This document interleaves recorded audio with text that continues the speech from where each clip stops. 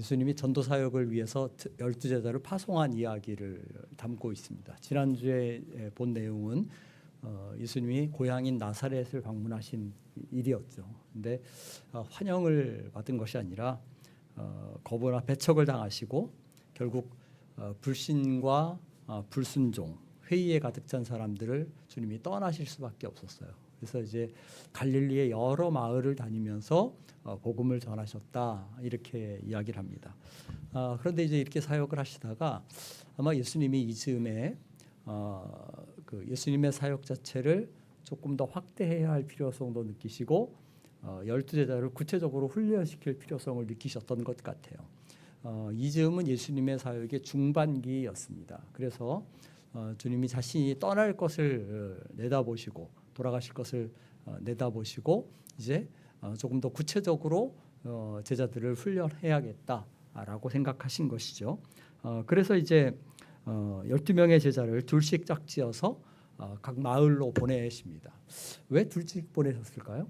셋씩 보낼 수도 있었는데 넷씩 보낼 수도 있었는데 성경에서 둘은 증인의 숫자입니다. 그래서 이스라엘 사람들에게는 어떤 사람의 증언이 유효하려면 그것이 효력을 발휘하려면 항상 두 사람 이상이 있어야 되는 것이죠. 최소한 두 사람이 돼야 되는 거죠. 그래서 이제 예수님이 둘씩 짝지어 보내신 것은 이들이 복음의 증인됨 그리고 이들의 증거가 진실됨 그것을 나타내는 것이다 이렇게 볼 수 있습니다. 그리고 이제 이 제자들에게 더러운 귀신을 제어하는 권능을 주셨다 이렇게 얘기합니다. 이것은 이제 예수님의 권세, 예수님의 능력을 위임하신 거예요. 우리가 이제 쭉 봐온 것처럼 예수님은 각처에서 귀신을 내쫓으시고 이적을 행하시고 어떤 하나님 나라의 능력을 나타내 보이셨죠. 그런데 이제 그 능력을 그 권세를 제자들에게 위임하시는 것입니다. 그러니까 말하자면 전투의 일선에 내보내시면서 그냥 무방비로 가게 하시는 것이 아니라 그들에게 주님의 능력으로 이렇게 덧입히셔서 무장시키셔서 보내시는 것을 보게 됩니다. 그런데 이제 성경을 볼 때 우리가 한 가지 꼭 기억해야 할 것은 예수님이 베푸신 기적이나 제자들이 베푼 어떤 능력의 나타남 이런 것들은 단순한 이적을 넘어서는 것이다 라는 것을 알아야 돼요. 다시 말하면 뭐냐면 이것은 하나님 나라가 임한 것을 가시적으로 보여주는 증거였어요. 오늘 우리는 신약 성경이 완성된 시대, 계시가 완성된 시대에 살고 있고 그래서 그만큼 계시의 풍성함을 가지고 있죠. 그래서 어떤 복음에 대해서 하나님 말씀에 대해서 하나님의 어떤 구속의 역사에 대해서 많은 풍부한 이해를 가지고 있어요. 또 지난 2000년 이상의 그 시간 동안에 많은 그 신학자들과 목회자들이 성경을 연구하는 사람들이 성경의 의미들을 밝혀놓은 것이 있기 때문에 우리는 그 어떤 그 복음의 보다 분명한 빛 가운데 있다 이렇게 얘기할 수 있습니다. 그런데 예수님 당시에 이스라엘 사람들을 생각을 해보세요. 이들은 어찌 보면 우리와 비교해 보면 그런 영적인 이해에 있어서는 굉장히 낮은 단계라고 할 수 있습니다. 그럼 그 사람들에게 하나님 나라가 임했다라는 것을 무엇으로 보여주겠어요? 말로만 해서는 그것이 이해가 안 가죠. 이건 선교지에서도 마찬가지입니다. 전혀 기본적인 이해가 없는 사람들에게 복음을 전했을 때 그들에게 이 복음이 참된 것과 하나님 나라가 임했다는 것을 무엇으로 보여줄 수 있을까? 그래서 종종 선교지에서는 기독교의 역사가 오래된 것보다는 더 많은 이적들과 초자연적인 현상들이 나타나는 거예요. 근데 예수님이 제자들이 베푼 기적은 그런 의미가 있습니다. 그러니까 쉽게 말하면 복음의 진실성, 하나님 나라의 임함 이것을 표명하고 뒷받침하는 것이었다라는 겁니다. 그런데 이제 한 가지 의문을 갖게 되는 게 있어요. 13절에 보면 이렇게 귀신을 내쫓는데 병자에게 기름을 발라 고쳤다 이렇게 얘기합니다. 왜 병자에게 기름을 발라 고쳤을까? 이 기름 바르는 것은 이제 야고보서 5장에 한 번 더 성경에 언급이 됩니다. 그래서 이제 어떤 분들은 이 올리브유가 아마도 올리브유겠죠 그때는 그죠? 올리브유가 어떤 그 치료의 효능이 있기 때문이다. 뭐 이렇게 해석하는 사람들이 있을 수도 있어요. 그런데 가장 무난하게 보자면 상징적인 의미로 보든지 아니면 어떤 그 믿음을 강화하는 보조적인 수단으로 보든지 이렇게 보는 것이 가장 무난합니다. 왜냐하면 예수님 당시에 기름이 치료용으로 사용된 것은 사실이에요. 그런데 한번 생각해 보세요. 기름을 발랐다라는 것은 어디에만 적용되겠어요? 외상 같은 것, 피부병이라든지 뭐 상처라든지 그런 데는 적용이 되겠죠. 그런데 다른 질환들에까지 기름 바른다고 해서 그 병이 낫지는 않잖아요. 더구나 상처 부위에 기름을 발랐다고 해도 이것은 즉각적으로 치유되는 것이 아닙니다. 굉장히 점진적인 오랜 시간을 두고 병이 호전되는 게 대부분이에요. 그런데 제자들이나 예수님이 치유의 이적을 행했을 때는 어때요? 즉각적으로 낫는 것을 보게 됩니다. 그래서 이 기름은 치료의 의미는 아니다라는 거예요. 치료의 효능을 가졌기 때문에 기름을 바르라고 한 것은 아니라는 거예요. 그래서 이제 어떤 분들은 다시 이야기를 성경에서 기름은 성령을 의미하니까 성령의 능력으로 치유가 일어났다라는 것을 말한다. 이렇게 이제 해석하는 사람도 있어요.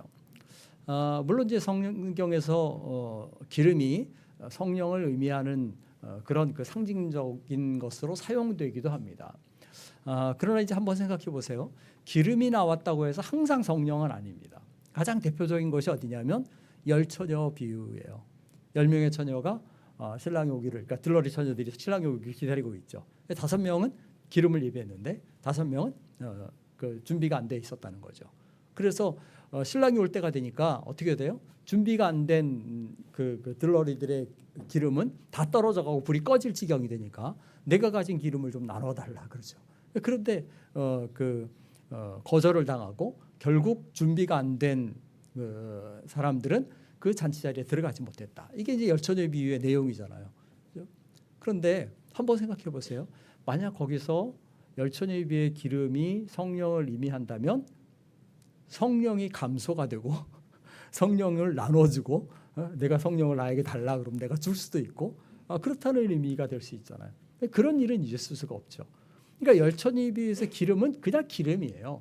그거는 비유에서 그 강조점인 준비성을 부각시키기 위해서 어떤 그냥 소재로 사용한 것이지 특별한 의미를 부여할 것이 아니라는 것이죠. 오늘 본문에서도 마찬가지입니다. 문맥상의 증거로 볼 때 여기에 기름이 성령을 의미한다. 그런 그 어떤 증거가 없어요. 그래서 여기 나오는 기름도 그냥 기름인 겁니다. 그러면 이 기름 발음을 어떻게 이해할까? 저는 이것을 상징적으로 혹은 이제 아까 말한 것처럼 신앙을 강화하는 그런 보조적인 수단으로 이해하는 것이 좋다고 생각을 해요. 다시 말해서 기름 자체가 어떤 효능이 있다기보다는 병자들에게 신뢰를 주고 그들의 믿음을 격려하고 하는 그런 수단이었다는 겁니다. 우리가 이제 잘 아는 예 중에 하나가 실로암에서 그 맹인 치유하신 이야기가 있어요. 예수님이 맹인을 치유하시는데 어떻게 치유하셔요? 징계 흙에 침을 뱉어서 이겨서 눈에 바르시고 그 다음에 어떻게 해요? 실로암 못에 가서 씻으라 그래요. 자 그러면 침에는 치료의 효능이 있어 그렇게 생각합니까? 머드는 참 진흙은 좋은 성분이 있어서 눈이 회복이 됐을 거야. 뭐 이렇게 생각하십니까? 안 그러면 실로암 연못물이 뭔가 특별한 그 작용을 했던 걸까요? 그렇지 않죠. 예수님이 침으로 진흙을 이겨 바르시고 굳이 실로암 못까지 가서 씻으라 하신 것은 어떤 면에서 이 맹인의 믿음을 테스트하신 것이고 그 과정을 통해서 그가 순종함을 통해서 그의 믿음을 강화하신 것입니다. 아주 쉽게 말하면 예수님 당시 사람들은 이렇게 생각했을 거예요. 그냥 말씀만으로 병을 고치는 것은 무언가 좀 부족해라고 여겼을 수 있어요. 그들의 믿음의 수준, 신앙의 수준으로는. 그래서 종종 어떤 상징적인 행동을 필요로 했던 것이죠. 그래서 예수님이나 제자들은 그런 사람들의 수준과 기대에 맞추어서 행동했다는 거예요. 이제 이런 예 가운데 하나가 안수기도입니다. 우리가 아는 것처럼 하나님은 역사하실 때 굳이 누가 누군가에게 손을 얹고 기도하지 않아도 그 기도를 응답하시고 역사하실 수 있어요. 근데 어떤 사람이 생각하기를 나는 꼭 손을 얹어 기도해 주면 내 병이 좀 나을 것 같아. 이렇게 생각하는 사람이 있다면 어떻게 해야 되겠어요? 손을 얹고 기도 못할 이유가 없는 것이죠. 그럴 때 손을 얹고 기도하면 그는 더 분명하게 하나님이 나를 위해 역사하셨구나, 나를 고쳐주셨구나 하는 것을 더 분명하게 느낄 수도 있죠. 이 이야기에서 제자들이 환자들에게, 병자들에게 기름을 바른 것은 바로 그런 의미가 있는 것입니다. 이 본문에서 중요한 것은 뭐 기름을 바르느냐 뭘 어떻게 했느냐 이것보다는 예수님의 권세와 능력이 제자들에게 위임되었다라는 거예요. 그리고 그 기적과 치유는 그들이 전한 메시지를 확증하는 역할을 했다 하는 것입니다. 그러니까 본문에서도 보면 회개하라고 전파하는 그 메시지가 강조되어 있는데 마태복음이나 누가복음에서도 하나님 나라를 전파하는 일에 강조점이 있는 것을 보게 돼요. 그러니까 말하자면 능력을 베푸는 것, 기적을 베푸는 것, 병을 고치는 것은 그 자체로 어떤 의미가 있다기보다는 무엇이 더 중요해요? 메시지를 부각시키고 그것이 진실됨을 입증하는 데 더 강조점이 있다는 겁니다. 이건 우리가 굉장히 주목하고 마음에 염두에 두어야 할 사항입니다. 왜 그러냐면 이것은 교회가 혹은 그리스도인들이 행하는 일의 구체적인 목표가 무엇인가, 궁극적인 목표가 무엇인가 그걸 생각하게 하기 때문에 그래요. 어떤 분이 말하기를 뭐라고 말하냐면 기독교의 구제나 선행은 복음 전도의 목적이 아니라면 의미가 없다 이렇게까지 얘기합니다. 이게 너무 극단적인 얘기긴 해요. 그리스도인들은 뭐 세상 속에서 선을 행하는 사람으로 그렇게 살아야 돼요. 그러나 이제 좀 극단적이긴 하지만 한번 생각해 볼 필요가 있습니다. 복음을 전하기 위한 전제가 없는 순수한 사랑의 베풀림이나 구제나 선행은 교회가 할 일이 아니라 이렇게 얘기하는 사람들이 있는 거죠. 그러나 이게 극단적이긴 하지만 새겨들을 필요가 있다는 거예요. 왜냐하면 정반대로 복음이 없이 떡만 주는 것은 교회가 할 일이 아니라는 거예요. 교회는 자선기관이 아닙니다. 교회는 사회운동을 하는 기관이 아니에요. 교회는 구제단체가 아닙니다. 그런데 만약 교회가 복음이나 하나님 나라는 도외시하고 그것을 전혀 제쳐두고 그냥 단순한 구제나 선행에만 치우친다면 사람들은 어떻게 생각할까요? 기독교 교회에 대해서 오해하게 되고요. 복음에 대해서 오해하게 됩니다.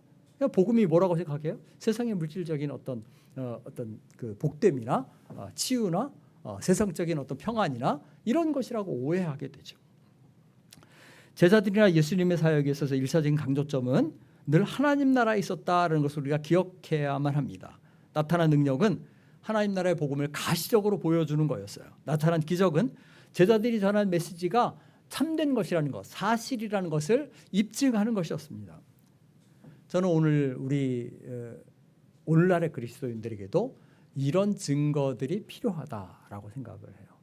우리가 하나님 나라의 복음을 입으로만 전하는 것이 아니라 그것을 확증하는 능력이나 증거들을 삶 속에 드러내 보여야 한다 하는 겁니다. 한번 여러분들 한번 자신을 돌아보시면 좋겠어요. 우리에게는 과연 우리가 전하는, 우리가 믿고 증거하는 복음을 확증하는 어떤 증거들이 그런 것들이 있는가 하는 것입니다.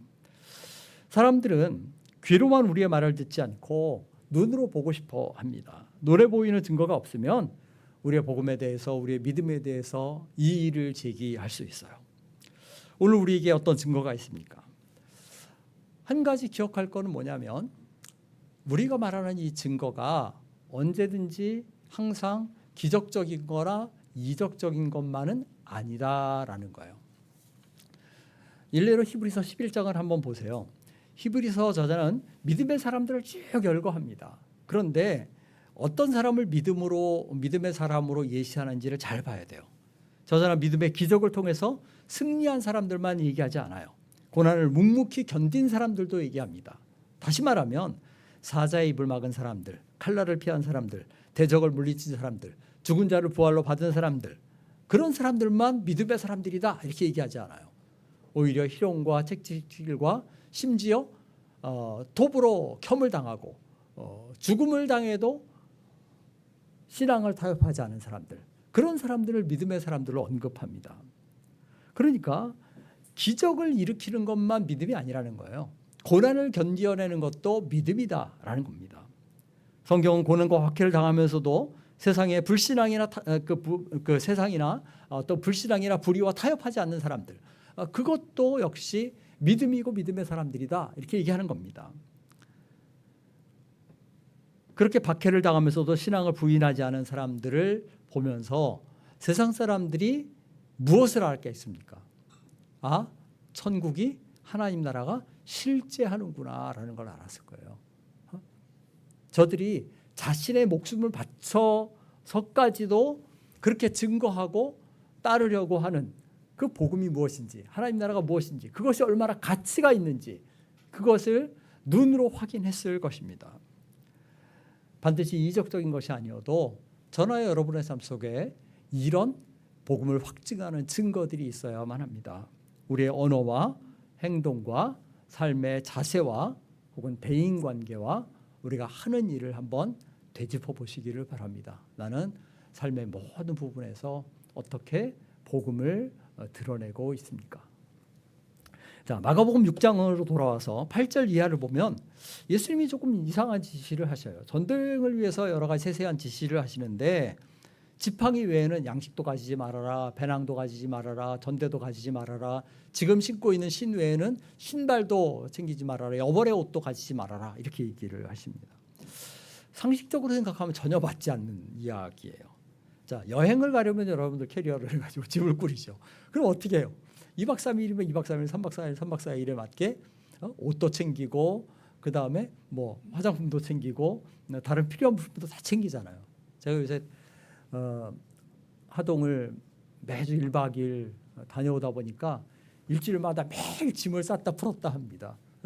그러면 그 날수에 맞게 뭐 옷들도 챙기고, 심지어 먹을 거, 뭐 간식거리, 뭐 온갖 걸 다 차에다 싣고 다니라고 짐을 꾸리거든요. 근데 예수님 말씀하시는 거 보면 그런 거 갖고 다니지 말라는 거예요. 여행자는 먹을 것도 잘 챙기고, 배낭도 갖추고, 여벌옷도 있어야 되죠. 뭐 다 없어도 뭐는 있어야 돼요? 돈은 있어야 되죠. 그래야 물건을 사니까. 요즘으로 말하면 현금은 없어도 뭐는 있어야 돼요? 카드는 있어야 되죠. 아니면 핸드폰에 앱이라도, 카드 앱이라도 깔고 있어야 되죠. 근데 이 말씀대로 하면 제자들에게 예수님이 뭐라고 말씀하신 거예요? 아무런 준비 없이 그냥 나가라는 것입니다. 그러면 거기 갈 곳이 보장돼 있거나 묵을 것이 보장돼 있느냐? 그것도 아니에요. 10절을 보면 뭐라고 말합니까? 어디서든지 누구의 집에 들어가거든 이라고 말합니다. 이게 뭐예요? 묵을 곳이 특정되어 있질 않아요. 묵을 곳이 있다고도 말하지 않습니다. 한마디로 잠자리가 보장되어 있지 않아요.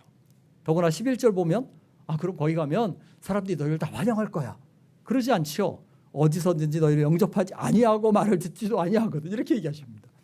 아니, 배척도 당하고 거부도 당하는데 그럼 노숙해야 되는 거 아니야? 이렇게 생각할 수도 있죠.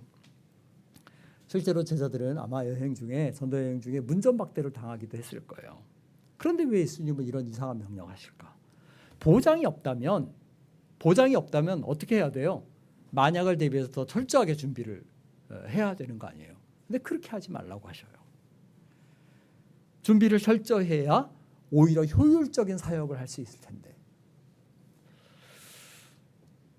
이 본문을 이제 읽으면서 우리가 한 가지 먼저 전제하고 짚어줄 것은 뭐냐면, 이 말씀이 항구적인 구속력을 갖는 말씀은 아니다라는 거예요. 다시 말하면 이것은 오늘날 뭐 선교지로 떠나는 선교사들에게 그대로 적용되는 말씀이 아니라는 거예요. 혹은 목회자들에게 그대로 적용되는 말씀이 아니라는 거예요. 또 오늘날 그리스도인들이 이렇게 살아야 한다, 그게 아니라는 거예요. 쉽게 말하면 여러분들 가운데 옷 한 벌만 있는 분 있으십니까? 신발을 한 켤레만 가지고 있다, 그런 분 있습니까? 나는 현금은 안 갖고 다녀. 근데 카드는 다 갖고 다니잖아요. 그죠? 만약 우리가 이 말씀을 오늘도 그대로 적용되는, 우리에게 해당되는 말씀이다 이렇게 받으면 우리는 다 어떤 사람들이에요? 주님의 말씀에 불순종하는 사람들이에요. 그렇죠? 그렇잖아요.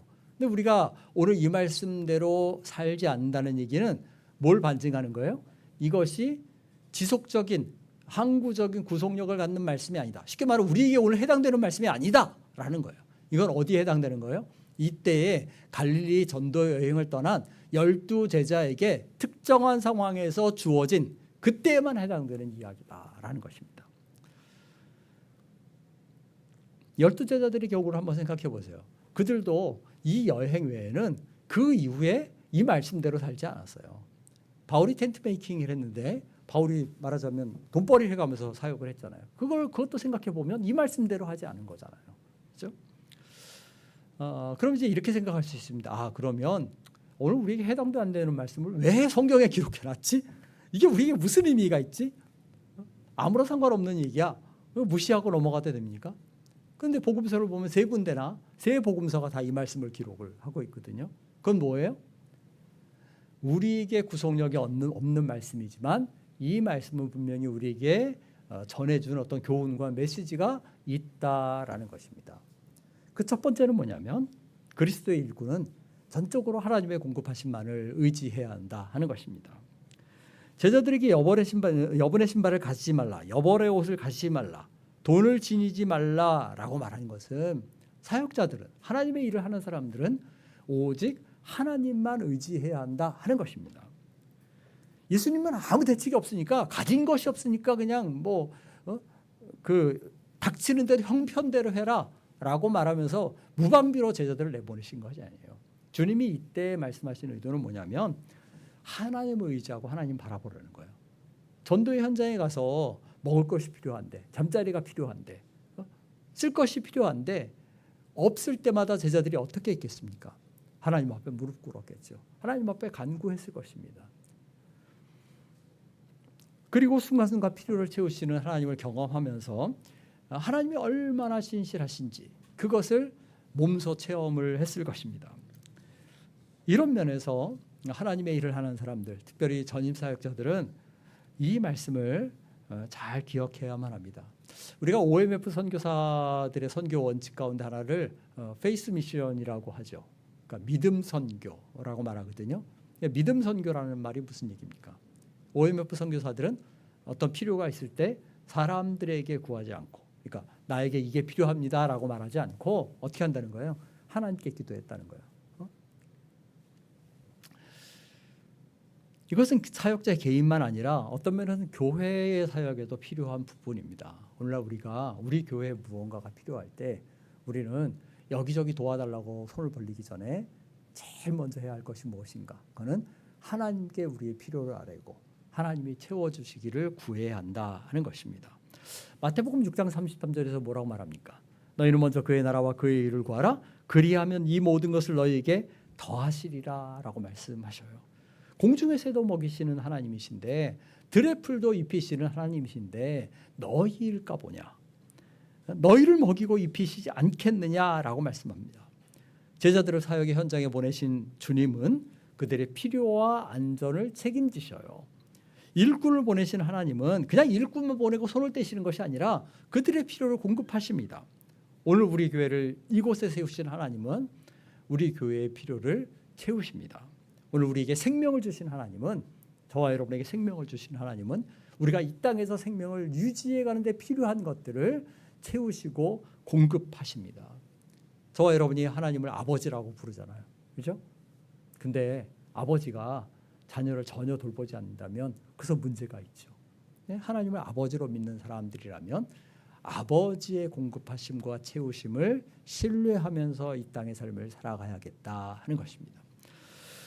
둘째로 우리가 예수님의 이 지시에서 배우는 것은 소박한 삶이에요. 소박한, 간소한 삶. 아까 언급한 것처럼 이것은 오늘 우리에게 구속력이 있는 말씀은 아닙니다. 단기 사역을 위한 지침이에요. 그러나 그렇다 할지라도 여기서 가르치는 것은 뭐냐면 그리스도의 제자들은 세상적인 화려함이나 안락함이나 호화로움을 구하지 말아야 한다 하는 것입니다. 우리가 문자적인 의미대로 두벌 옷을 가지지 말고 신발을 두 켤레 가지지 말고 돈을 없이 살아야 되고 이건 아닌데, 또 그리스도인들은 잘 살면 안 된다 이런 이야기는 아니지만 사치와 호화로움, 그런 것을 추구하는 것은 그리스도인 삶에 어울리지 않는다는 것입니다. 예전에 그 필리핀의 독재자인 마르코스 대통령의 부인인 이멜다 여사, 그죠? 신발을 뭐 1220켤레인가 가졌다 그러죠. 그렇게 많은 구두를 가졌는데 결국 권좌에서 쫓겨나면서 그의 어떤 그 허영심이 온 세계 구경거리와 웃음거리가 됐던 일이 있는 것을 우리가 봅니다. 더구나 이제 안타깝게도 우리가 우리나라에서도 이와 비슷한 일들을 보고 있는 그런 안타까운 상황이죠. 제가 이런 말을 하는 것은 거듭말하지만 그리스도인이 잘 살면 안 된다, 이게 아니에요. 그러나 우리가 지나친 욕심을 경계하고 세상에 많은 것을 쌓는 일을 조심해야만 합니다. 여행자는 짐이 단출하죠. 최근에 어디 보니까 어느 분이 여행 이야기하면서 미니멀리즘을 추구한다, 이렇게 이제 얘기하는 것을 봤어요. 근데 여행하는 사람들이 짐이 많으면 참 그 가는 길이 고달프죠. 그 짐을 끌고 지고 가려면 우리는 하늘나라를 향해 가는 순례자들, 여행자들이죠. 그렇다면 우리가 하늘을 소망하는 사람들이라는 것이 우리의 삶의 양식을 통해서 드러나야 되죠. 이 땅에 많은 것을 쌓고 치부하면서 살기를 바라는 사람은 이 땅에 소망을 둔 사람이죠. 그러나 하늘을 소망하는 사람들이라면 우리가 하늘나라를 위해서 우리의 재물을 사용하고 우리의 시간을 사용하고 또 선한 일에 부여한 사람들이 되어야만 하겠다는 것입니다. 그래서 저와 여러분의 삶의 양식이 정말 우리가 하늘을 향해 가는 순례자임을 보여주는 것이 되기를 간절히 바랍니다. 자, 세 번째, 본문을 보면서 우리가 느끼는 것은 뭐냐면 조건이나 시류를 따라서 옮겨 다니지 말아야 한다는 거예요. 이게 특별히 이제 사역자들에게 해당되는 이야기일 수 있습니다. 10절 보세요. 예수님 뭐라고 말하냐면 어느 집에 들어가든지 거기에 유하게 되면 떠날 때까지 그 집에 계속 머물라, 그렇게 말합니다. 잘못 들으면 야, 그 집에 가거든 그냥 붙박이로 빌부터 살아 이렇게 이제 잘못 들을 수 있어요. 예수님이 왜 그 집에 들어가고 떠나지 말고 거기에 있으라 이렇게 얘기했을까요? 아니, 요 A라는 집에 있는데 그 옆집에서 더 맛있는 음식을 더 좋은 음식을 해. 잠자리도 더 편해. 딱 보니까 환경이 너무 여건이 좋은 거죠. 그죠? 그래서 이 집에서 오라 그러니까 여기다 어떻게 해요? 얼른 이리로 옮겨가죠. 그러면 이 열악한 환경과 혹은 가난한 사람이 전도자를 대접하다가 그렇게 옮겨가는 전도자를 보면 어떻겠어요? 마음에 상처를 입습니다. 시험에 듭니다. 그렇죠? 그런 일을 하지 말라는 거예요.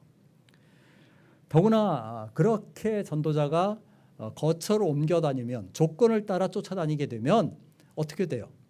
복음 자체보다 조건이나 환경에 더 마음이 쓸리게 돼 있다는 겁니다.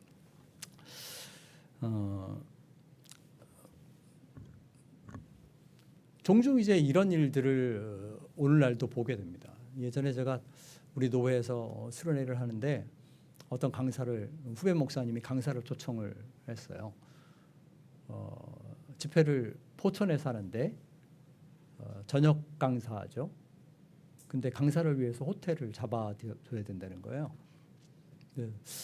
그분이 집이 어디냐 그랬더니 서울이래요. 그래서 저는 이해가 안 갔어요. 아니, 저녁 집회 와서 강사하고 그 다음날 강의가 또 뭐 새벽에 있다든지 그런 모르는데 저녁 강의 끝나고 자기 집에 가면 되지. 포천인데 호텔을 잡아줘야 된다는 거예요. 예전에 부흥 강사들이 자기 집이 서울에 있는데 서울에 있는 교회에서 집회하면서 자기 집에 가서 자지 않고 호텔에서 자는 거예요. 이해가 안 가는 일이죠. 있을 수가 없는 겁니다. 오늘날 전도사들이 보면, 부교육자들이 사례비나 교회 조건을 따라서 이 교회 저 교회 옮겨 다니는 것, 그것도 바람직한 일이 아니에요. 성도들이 더 좋은 여건을 갖춘 교회 혹은 더 좋은 환경을 갖춘 교회를 따라 교회를 옮겨 다니는 것, 그것도 역시 마찬가지 그 어떤 연장선상에 있습니다. 환경이 중요하지만 우리가 정도 이상의 어떤 마음을 거기에 쏟게 되면 본질을 놓칠 수가 있어요. 비본질적인 것이 본질적인 것을 방해하지 않도록 조심해야만 합니다. 비본질적인 것이 그리스도를 따르는 우리의 삶과 순종을 가로막지 않도록 우리가 조심해야겠다 하는 겁니다. 자, 마지막으로 한 가지 더 언급할 것은 뭐냐면 복음을 거부하는 사람들에 대해서 우리가 분명한 태도를 가져야 한다 하는 거예요. 11절 보면 제자들은 때로 영접을 받지 못하고 배척을 당할 경우도 있는데 그때는 어떻게 하라? 발 아래 먼지를 떨어버리라 이렇게 얘기합니다. 왜 발 아래 먼지를 떨어버리라 했을까요? 기분 나빠. 뭐 이런 걸까요? 그건 아니죠.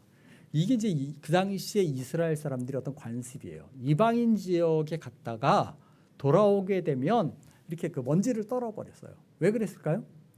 나는 이방인들과 무관한 사람들입니다. 나는 이방인의 영향을 전혀 받지 않았다라는 것을 표명하는 것입니다. 그들의 신앙이나 삶이나 습관과 나는 전혀 무관하다. 나는 하나님 백성이다라는 것을 분명하게 표명하는 것이었죠. 마찬가지로 제자들이 복음을 받지 않은 사람들에 대해서 발 아래 먼지를 떨어버리라는 하신 것은 그 거부한 사람들을 향해서 선언을 하는 것입니다. 뭘 선언해요? 당신들은 하나님 나라와 무관한 사람들입니다 라고 선언하는 거예요. 당신들은 우리와 무관한 사람들입니다 라고 선언하는 것입니다. 제자들의 이런 행동은 거부하고 배척한 사람들을 향해서 하나의 도전도 될 수 있고 선언도 될 수 있었어요. 쉽게 말하면 복음을 받지 않고 거부한 사람들의 영원한 결말이 무엇인가를 다시 한번 상기시켜 준 것이죠. 너희는 하나님이 주신 생명과 무관하다. 너희는 하나님 나라의 복됨과 무관하다라고 선포한 것입니다. 그럼 이제 반대로 생각해 보세요. 이렇게 먼지를 떨어볼 때 제자들 자신들에게는 어떤 의미가 있었겠어요? 자신의 정체성을 다시 한번 확고히 하는 그런 계기가 됐을 겁니다. 나는 하나님 나라에 속한 자이며 그리스도를 따르는 자다라는 것을 분명하게 표명한 것입니다. 오늘 우리도 삶 속에서 복음의 현장에서 복음을 배척하고 기독교 신앙을 배척하는 사람들을 자주 만나게 됩니다. 그런데 그럴 때 우리 역시도 이 복음을 거부하는 결과가 어떤 것인지를 때로는 분명하게 말해줄 수 있어야 한다는 거예요. 적당히 좋은 이야기만 하는 것이 복음이 아니다라는 거예요. 그러니까 예전에 오늘날 길거리에서 예수 천당 마귀 지옥 이렇게 외치면 거부감을 갖겠지만 초창기에 우리나라의 복음 전도자들이 예수 천당만 외치지 않고 마귀 지옥이라고 외쳤던 이유가 뭐겠습니까? 불신의 결과가 무엇인가라는 것을 경고한 것이에요. 상대방이 듣기 싫은 이야기는 피하는 것이 복음이 아닙니다. 물론 괜한 싸움을 우리가 하지 말아야 하지만 온유하고 겸손한 태도를 유지해야 되겠지만 복음을 거부하면 그 종국이 어떠한지 하는 것을 그들에게 알려줘야만 합니다. 동시에 우리가 어떤 사람들인가? 내가 하나님께 속한 사람이고 내가 그리스도의 제자다라는 것을 분명하게 드러내고 보여줘야 돼요. 제가 예전에 코롱신우회를 7년 동안 섬긴 일이 있습니다. 직장 생활이 굉장히 바쁘죠. 그러니까 예배 드릴 시간이 사실 없어요. 그래서 점심시간에 잠깐 짬을 내서 간단한 한 20분, 30분 예배 드리고 김밥으로 그 점심을 때우면서 교제하고 이랬던 일이 있어요. 근데 이제 종종 보면 신우회 예배의 자리에 왔다가 사람들이 너도 교회 다녔어? 그러는 거예요. 무슨 얘기예요? 한 사무실에서 일하고 있는데 옆에 있는 동료가 서로가 예수 믿는 사람이라는 거예요. 교회 신앙이라는 걸 모르는 거예요. 이것은 물론 일부러 내가 예수 믿습니다. 교회 나갑니다. 그리스도입니다. 이렇게 안 해도 한번 생각해 보세요. 아주 간단하게 식사 시간에 기도만 했어도 내가 그리스도인이라는 것이 드러났을 텐데 그것조차도 안 했다는 것이죠. 그러나 아주 작은 신앙의 표현조차도 삶 속에서 하지 않고 산 거예요. 왜 그랬을까요?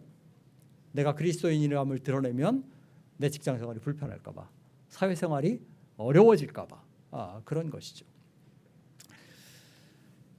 주변 사람들에게 따돌림이나 소외를 당할 것이라고 생각했기 때문에 신앙의 정체성을 감추기도 합니다. 그래서 어정쩡한 태도를 유지하면서 지내죠. 그러나 주님이 뭐라고 말씀하냐면 복음을 거부하거나 배척한 사람들 앞에서 발 아래의 먼지를 떨어버리라 이렇게 말씀하신 것은 너희가 세상 속에서 하나님 나라를 소망하고 복음을 믿는 사람들로 분명한 정체성을 가지고 살라라는 말씀입니다. 우리가 물론 세상과 결별하여 안 믿는 사람들을 상대하지도 않는 그런 사람들이 되지는 말아야 돼요. 그러나 분명하게 그들과 우리가 다름을 보여주고 우리가 세상의 죄나 잘못된 삶의 방식에는 참여할 수 없다. 나는 구별된 자로 하늘을 바라보며 사는 자다라는 것을 나타내 보여야만 합니다. 예수님의 명령을 따라서 사역에 나선 12제자들의 증거와 그들의 모습이나 생활 방식이나 사역은 많은 사람들에게 복음과 하나님 나라를 또 그리스도 제자의 정체성을 분명하게 보여줬어요. 오늘 저나 여러분 역시 우리가 입술로만 증거하는 것이 아니라 삶의 방식과 태도로 하나님 나라의 복됨을 그리스도의 제자됨을 나타내는 그런 사람들 되기를 간절히 바랍니다. 찬양하겠습니다. 320장입니다.